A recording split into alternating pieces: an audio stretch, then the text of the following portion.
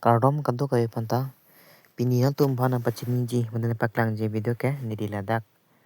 a photo se bipon anglo lake na tum kachini ne tum da do ta hai la sinili tang than det po lake ka prek relo Iran along president lo Ali Khamenei alang li men mangke Ali Khamenei non social media long viral pic mane la so la Iran long president panke mane pathiel thielo puse mane pirothe dange pache thang lo mane pilopui sona bom kapang bom masi hem masmi pache det puse la panke social media la pen news na pithiplo thielo puse pache thang sami ahok pere bangke la Iran president non ta mane thithela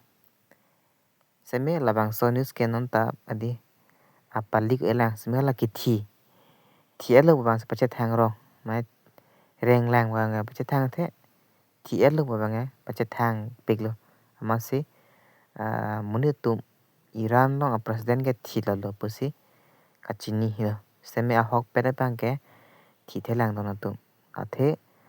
la so munit break pic pusipu athe jadu da thek pusi kache thak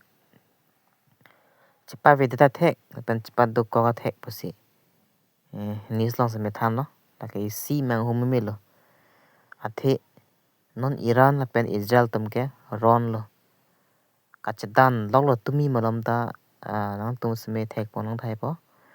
TV long la pen mobile la thek po long thai po ekdom bom che war di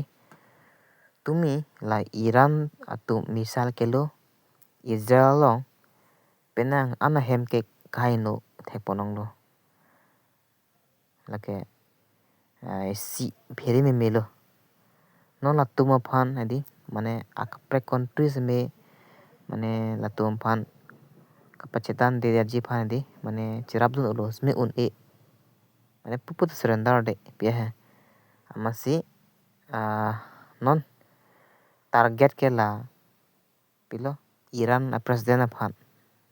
Ali Khamenei phan ke direct se shoot pensipa thiloji pusi la Israel atum seme chisong lo spenon on ta chun chela same non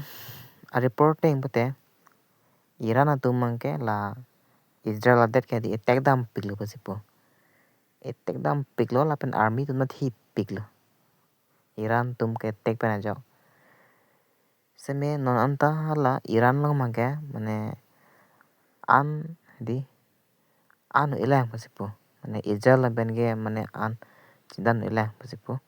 seme la pur Iran mangke misal kilo da hisab ilo do piglo pasipo asipra chin pen la Ali Khamenei phanke direct encounter si mane ra tum ko demand direct se pathila di pusipu seme non ta long la same news long mangke thielo pathielo pusipu che thak ta thithela asni le pini la so video pen pachini bangke Iran president na thithela non na reng la se kado ka ve same di kachini kenang sot thielo pula ke fake news te se nang tum chong hong mo por mi sen nang tum ako puthot ber ta long pon thupo